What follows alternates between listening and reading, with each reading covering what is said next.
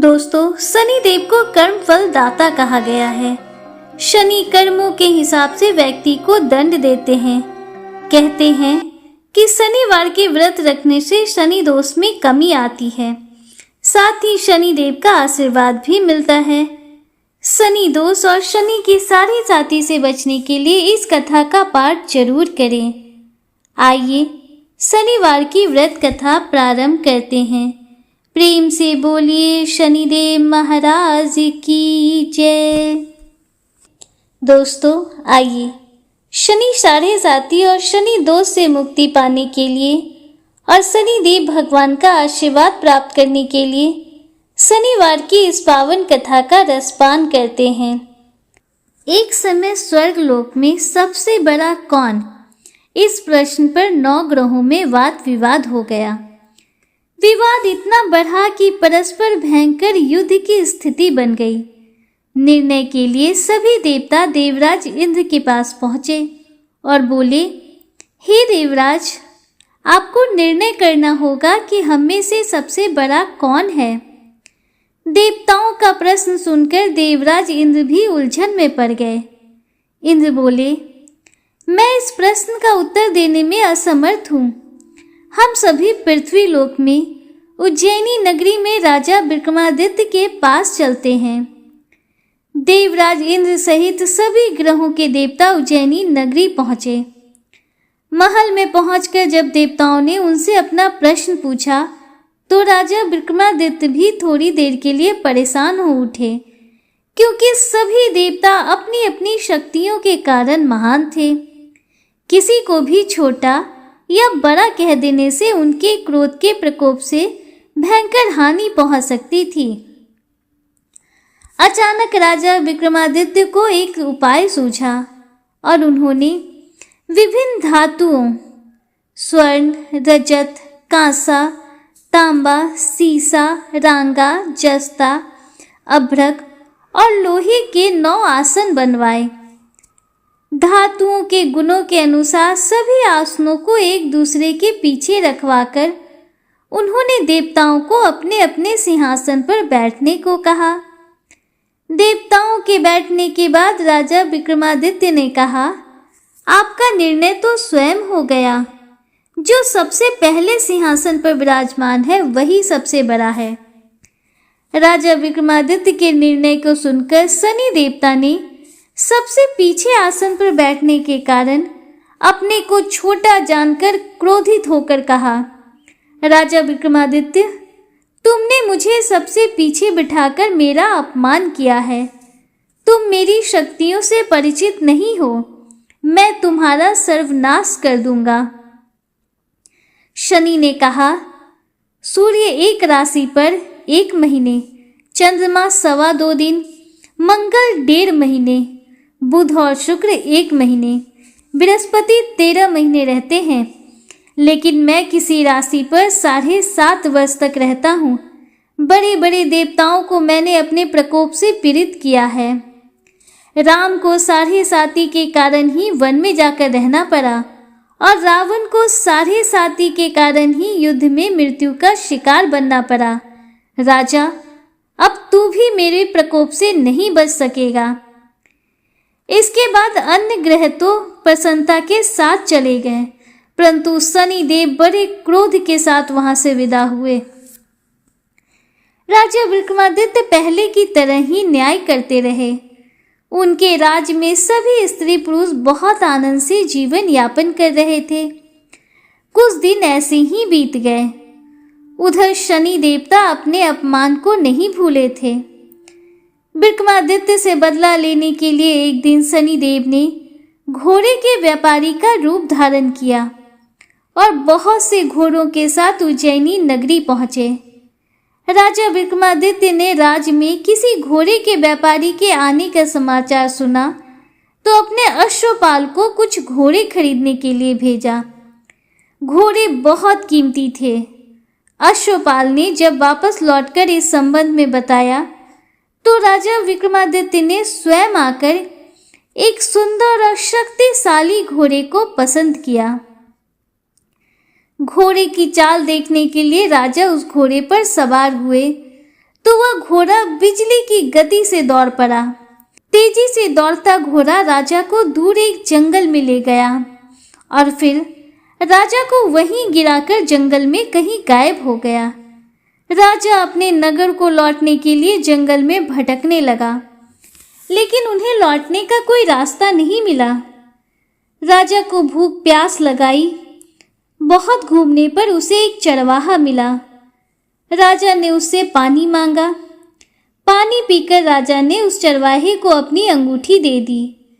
फिर उससे रास्ता पूछकर वह जंगल से निकलकर पास ही के एक नगर में पहुंचा। राजा ने एक सेठ की दुकान पर बैठकर कुछ देर आराम किया। उस सेठ ने राजा से बातचीत की तो राजा ने उसे बताया कि मैं उज्जैनी नगरी से आया हूँ। राजा की कुछ देर दुकान पर बैठने से सेठ जी की बहुत बिक्री हुई। सेठ ने राजा को बहुत भाग्यवान समझा और खुश होकर उसे अपने घर भोजन के लिए ले गया। सेठ के घर में सोने का एक हार खूंटी पर लटका हुआ था। राजा को उस कमरे में छोड़कर सेठ कुछ देर के लिए बाहर गया। तभी एक आश्चर्यजनक घटना घटी। राजा के देखते देखते सोने के उस हार को खूंटी निगल गई। सेठ ने कमरे में लौटकर हार को गायब देखा तो चोरी का संदेह राजा पर ही किया, क्योंकि उस कमरे में राजा ही अकेला बैठा था। सेठ ने अपने नौकरों से कहा कि इस परदेसी को रस्सियों से बांधकर नगर के राजा के पास ले चलो। राजा ने विक्रमादित्य से हार के बारे में पूछा तो उसने बताया कि उसके देखते ही देखते खूंटी ने हार को निगल लिया था। इस पर राजा ने क्रोधित होकर चोरी करने के अपराध में विक्रमादित्य के हाथ पांव काटने का आदेश दे दिया। राजा विक्रमादित्य के हाथ पांव काटकर उसे नगर की सड़क पर छोड़ दिया गया। कुछ दिन बाद एक तेली उसे उठाकर अपने घर ले गया और उसे अपने कोल्हू पर बिठा दिया। राजा आवाज देकर बैलों को हाँकता रहता। इस तरह तेली का बैल चलता रहता और राजा को भोजन मिलता रहा। शनि के प्रकोप की 7.5 पूरी होने पर वर्षा ऋतु प्रारंभ हुई। राजा विक्रमादित्य एक दिन बैठ के रात में मेघ मल्हार गा रहा था कि तभी नगर के राजा की लड़की राजकुमारी मोहिनी रथ पर सवार उस तेली के घर के पास से गुजरी। उसने मेघ मल्हार सुना तो उसे बहुत अच्छा लगा और दासी को भेजकर गाने वाले को बुला कर लाने को कहा। दासी ने लौटकर राजकुमारी को अपंग राजा के बारे में सब कुछ बता दिया। राजकुमारी उसके मेघ मल्हार से बहुत मोहित हुई। उसने सब कुछ जानकर भी अपंग राजा से विवाह करने का निश्चय कर लिया। राजकुमारी ने अपने माता पिता से जब यह बात कही तो वे हैरान रह गए। रानी ने मोहिनी को समझाया, बेटी, तेरे भाग्य में तो किसी राजा की रानी होना लिखा है, फिर तू उस अपंग से विवाह करके अपने पांव पर कुल्हाड़ी क्यों मार रही है? किंतु राजकुमारी ने अपनी जिद नहीं छोड़ी। अपनी जिद पूरी करने के लिए उसने भोजन करना छोड़ दिया और प्राण त्याग देने का निश्चय कर लिया। आखिर राजा रानी को विवश होकर अपंग विक्रमादित्य से राजकुमारी का विवाह करना पड़ा। विवाह के बाद राजा विक्रमादित्य और राजकुमारी तेली के घर पर रहने लगे। उसी रात को स्वप्न में शनिदेव ने राजा से कहा, कहो राजा, तुमने मेरा प्रकोप देख लिया। मैंने तुम्हें अपने अपमान का दंड दिया है। राजा ने शनिदेव से क्षमा करने को कहा और प्रार्थना की, हे शनिदेव, आपने जितना दुख मुझे दिया है अन्य किसी को न देना। शनिदेव ने कुछ सोचकर कहा, राजा, मैं तुम्हारी प्रार्थना स्वीकार करता हूँ। जो कोई स्त्री पुरुष मेरी पूजा करेगा, शनिवार को व्रत करके मेरी व्रत कथा सुनेगा, उस पर मेरी अनुकंपा बनी रहेगी। प्रातःकाल राजा विक्रमादित्य की नींद खुली तो अपने हाथ पांव को वापस आया देखकर राजा को बहुत खुशी हुई। उसने मन ही मन शनिदेव को प्रणाम किया। जब राजकुमारी की नींद टूटी तो राजकुमारी ने भी राजा के हाथ पांव को सही सलामत देखा और उनसे सारी बातों को पूछा। तब राजा विक्रमादित्य ने अपना परिचय देते हुए शनिदेव के प्रकोप की सारी कहानी सुनाई। सेठ को जब इस बात का पता चला तो वो दौड़ता हुआ तेली के घर पहुंचा और राजा के चरणों में गिरकर क्षमा मांगने लगा। राजा ने उसे क्षमा कर दिया क्योंकि यह सब तो शनिदेव के प्रकोप के कारण हुआ था। सेठ राजा को अपने घर ले गया और उसे भोजन कराया। भोजन करते समय वहां एक आश्चर्यजनक घटना घटी। सबके देखते देखते उसी खूंटी ने हार को वापस उगल दिया। सेठ जी ने यह सब देखकर एक बार फिर से राजा विक्रमादित्य से क्षमा मांगी और अपनी बेटी का विवाह भी राजा के साथ कर दिया। बहुत सा स्वर्ण आभूषण धन आदि देकर राजा को विदा किया। राजा विक्रमादित्य अपनी दोनों पत्नियों राजकुमारी मोहिनी और सेठ की बेटी के साथ उज्जैनी नगरी पहुंचे तो नगरवासियों ने हर्ष से उनका स्वागत किया। अगले दिन राजा विक्रमादित्य ने पूरे राज्य में घोषणा कराई कि शनिदेव सब देवों में सर्वश्रेष्ठ हैं। प्रत्येक स्त्री पुरुष शनिवार को उनका व्रत करे और व्रत कथा अवश्य सुने। राजा विक्रमादित्य की घोषणा से शनिदेव बहुत प्रसन्न हुए। शनिवार का व्रत करने और व्रत कथा सुनने के कारण सभी लोगों की मनोकामनाएं शनिदेव की अनुकंपा से पूर्ण होने लगी। सभी लोग आनंद पूर्वक रहने लगे। हे शनिदेव, इस कथा को कहने वाले, सुनने वाले और हुंकारा भरने वाले अपने सभी भक्तों पर अपना आशीर्वाद बना कर रखिएगा। उनकी हर गलती को माफ कीजिएगा। प्रेम से बोलिए शनिदेव महाराज की जय।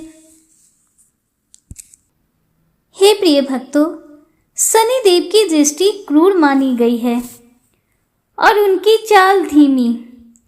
लेकिन क्या आप जानते हैं कि शनिदेव की चाल धीमी क्यों है? इसके पीछे एक बड़ी ही दिलचस्प कथा है और इस कथा से हमें यह भी पता चलेगा कि लोग शनि की दृष्टि से बचने के लिए पीपल के पेड़ में जल क्यों डालते हैं। पौराणिक कथा के अनुसार जब देवलोक पर राक्षस वृत्रासुर ने कब्जा कर लिया और देवताओं को प्रताड़ित करने लगा, तब देवराज इंद्र को अपने राज्य को बचाने के लिए वृत्रासुर का वध करना था। लेकिन इंद्र पहले से ही वृत्रासुर की शक्तियों से परिचित थे, इसलिए इंद्र ब्रह्मा जी के पास गए। तब ब्रह्मा जी ने बताया कि पृथ्वी लोक पर रहने वाले महर्षि दधीचि की हड्डियों से वज्र बनाकर वृत्रासुर को मारा जा सकता है। यह सुनकर इंद्र महर्षि दधीचि के पास गए और देवराज इंद्र ने महर्षि दधीचि से अपनी हड्डियां दान करने की बात कही। हे प्रिय भक्तों, महर्षि दधीचि ने बिना किसी सवाल किए ही अपनी हड्डियां दान करने पर राजी हो गए। उन्होंने समाधि मुद्रा में ध्यान लगाकर अपनी देह का त्याग कर दिया और महर्षि दधीचि ने अपनी हड्डियां इंद्र को राक्षस वृत्रासुर का वध करने के लिए दान कर दी। जब महर्षि दधीचि की पत्नी को यह पता चला कि उनके पति ने देवताओं की मदद के लिए अपने प्राण त्याग दिए हैं, तब वे उस दुख को सहन नहीं कर सकी और उन्होंने सती होने का निश्चय कर लिया। उन्होंने अपने पति के अंतिम संस्कार के साथ ही वहीं पास में स्थित एक विशाल वृक्ष के कोटर में अपने 3 वर्ष के बालक को रखकर खुद सती हो गई। पीपल के कोटर में रखा महर्षि दधीचि का वह बालक भूख प्यास से तड़प तड़प कर चिल्लाने लगा। जब उसे वहां कोई भी वस्तु नहीं मिली तो कोटर में गिरे हुए पीपल के गोंदों अर्थात फल को खाकर बड़ा होने लगा। कालांतर में पीपल के पत्तों और फलों को खाकर बालक का जीवन सुरक्षित रहा। एक दिन संयोग बस देव ऋषि नारद वहां से गुजर रहे थे। जब देव ऋषि नारद जी ने उस बालक को उस कष्टप्रद स्थिति में देखा तो उससे उसका परिचय पूछा। नारद जी बोले, हे बालक, तुम कौन हो और तुम्हारे माता पिता कौन हैं? बालक बोला, यही तो मैं भी नहीं जानता। मैं जानना चाहता हूँ कि मैं कौन हूँ और मेरे माता पिता कौन हैं। तब नारद जी ने अपनी दिव्य दृष्टि से देखकर उस बालक को बताया कि तुम महान दानी महर्षि दधीची के पुत्र हो। नारद जी ने बालक को यह भी बताया कि उसके माता पिता की मृत्यु कैसे हुई थी। हे प्रिय भक्तों, देवऋषि नारद जी से सारी बातें जानने के बाद उस बालक ने उनसे पूछा कि मेरे माता पिता की अकाल मृत्यु का क्या कारण था। तब नारद जी बोले कि तुम्हारे माता पिता पर शनि देव की महादशा थी। नारद जी ने उसे यह भी बताया कि शनि देव की महादशा के कारण ही उसकी भी ऐसी स्थिति हुई है। इतना बताने के बाद नारद जी ने पीपल के पत्ते और गोंदों को खाकर जीने वाले उस बालक का नाम पिप्लाद रखा और उसे दीक्षित किया। नारद जी के जानने के बाद पिप्लाद ने नारद जी के बताए अनुसार ब्रह्मा जी की घोर तपस्या की और उन्हें प्रसन्न किया। ब्रह्मा जी ने जब बालक पिप्लाद से वरदान मांगने को कहा, तब पिप्लाद ने अपनी दृष्टि मात्र से किसी को भी जला डालने की शक्ति मांगी। ब्रह्मा जी से वरदान मिलते ही पिप्लाद ने सबसे पहले शनि देव का आवाहन किया और उन्हें अपने सम्मुख प्रस्तुत किया। फिर उन्हें अपनी आंखों से भस्म करना शुरू किया। पिप्लाद की दृष्टि पड़ने से शनि देव का शरीर जलने लगा और ब्रह्मांड में कोलाहल मच गया। अपने पुत्र को बचाने में भगवान सूर्य भी असमर्थ थे। फिर सूर्य देव ने ब्रह्मा जी से अपने पुत्र शनि देव को बचाने के लिए प्रार्थना की। तब ब्रह्मा जी ने पिप्लाद को शनि देव को छोड़ने के लिए कहा, लेकिन पिप्लाद इसके लिए तैयार नहीं हुए। तब ब्रह्मा जी ने उन्हें एक के बदले 2 वर मांगने को कहा। तब पिप्लाद ऋषि ने 2 वरदान मांगे। हे प्रिय भक्तों, पिप्लाद ने पहला वरदान मांगा कि जन्म से 16 वर्ष तक किसी भी बालक की कुंडली में शनि का स्थान नहीं होगा, जिससे कि कोई और बालक मेरे जैसा अनाथ ना हो। और दूसरा वरदान यह मांगा कि मुझ अनाथ को शरण पीपल वृक्ष ने दी है, इसलिए जो भी मनुष्य सूर्य उदय से पहले पीपल वृक्ष पर जल चढ़ाएगा, उस पर शनि की महादशा का असर नहीं होगा। ब्रह्मा जी ने तथास्तु कहकर उसे यह दोनों वरदान दे दिए। तब पिप्लाद ने जलते हुए शनि देव को अपने ब्रह्मदंड से उनके पैरों पर आघात करके उन्हें मुक्त कर दिया, जिससे शनि देव के पैर क्षतिग्रस्त हो गए और वह पहले जैसी तेजी से चलने लायक नहीं रहे। इसलिए उन्हें शनिचर कहा जाता है, अर्थात जो धीरे चलता है वही शनिचर है। आगे चलकर पिप्लाद ने प्रश्न उपनिषद की रचना की, जो आज भी ज्ञान का बहुत बड़ा भंडार है। दोस्तों, यह थी पिप्लाद और शनिदेव की कथा। उम्मीद है आपको पसंद आई होगी। प्रेम से बोलिए शनिदेव महाराज की जय। दोस्तों, आइए अब सुनते हैं लप्सी और तपसी की कहानी। यह एक पौराणिक लोक कथा है। इस कथा के अनुसार एक लप्सी था तथा एक तपसी था।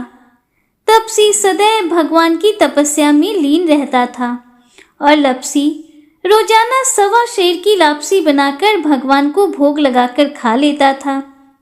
एक दिन वह दोनों लड़ने लगे। तपसी बोला, मैं रोजाना भगवान की तपस्या करता हूँ, इसलिए मैं बड़ा हूँ। तो लप्सी बोला कि मैं रोज भगवान को 1.25 सेर लापसी का भोग लगाता हूँ, इसलिए मैं बड़ा हूँ। तभी ब्रह्मा जी के मानस पुत्र और महाज्ञानी नारद जी वहां से गुजर रहे थे। उन्होंने लप्सी और तपसी दोनों को लड़ते हुए देखकर उनसे पूछा कि तुम दोनों क्यों लड़ रहे हो। तब तपसी ने खुद के बड़ा होने का कारण बताया और लप्सी ने अपने को सर्वश्रेष्ठ होने का कारण बताया। उन दोनों की पूरी बात सुनकर महाचतुर भक्त शिरोमणि नारद जी बोले कि तुम दोनों का फैसला मैं कर दूंगा। दूसरे दिन लप्सी और तपसी नहाकर अपनी रोज की भक्ति करने के लिए गए तो नारद जी ने छुपकर 1.25 करोड़ की एक अत्यंत बहुमूल्य रत्न जड़ित और दुर्लभ मणियों से बनी अंगूठी उन दोनों के सामने रख दी। हे प्रिय भक्तों, तपसी की नजर जब अंगूठी पर पड़ी तो उसने चुपचाप अंगूठी उठाकर अपने नीचे दबा ली। लप्सी की नजर अंगूठी पर पड़ी लेकिन उसने ध्यान ही नहीं दिया और भगवान को भोग लगाकर लप्सी खाने लगा। इसके बाद नारद जी उन दोनों के सामने आए तो दोनों ने ही नारद जी से पूछा, हे मुनि श्रेष्ठ, अब आप अपना निर्णय बताइए कि हम में से कौन बड़ा है, किसकी भक्ति श्रेष्ठ है।